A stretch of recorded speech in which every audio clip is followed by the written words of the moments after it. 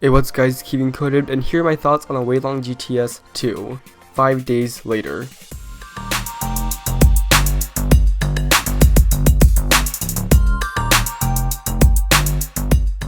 So this is, as the name implies, an updated version of the Weilong GTS. Now, the original Weilong GTS was a really good cube. In fact, it was one of the best 303s last year.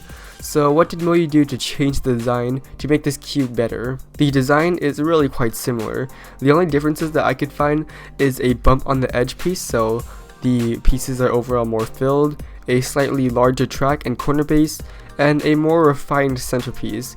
Apart from that, the GTS 2 is rocking some new stickers, which have already started to chip after just a few days, and is now 55.5mm, so just like the Volk. But random specs and design changes mean nothing if the cube doesn't turn well. Luckily, the Weilong GTS 2 turns great, albeit it's nothing new, but I get my average with this cube, so it's good enough.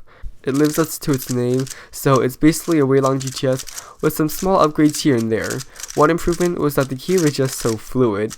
You never really catch or lock up, and algorithms flow really well for the most part. Now, the original GTS was never really a stable cube, and the GTS 2 still isn't that stable, but it is a big improvement. Other changes are the feel. This cube feels a lot like the Weilong GT, and the speed. Out of the box, this cube was very fast, but after lubing it with weight 6, it's now more controllable. So the Weilong GTS 2 is a great cube, but it was actually really hard to set up. One big problem was the tensions. Every screw was extremely sensitive, and it was really hard to get a decent and even tension.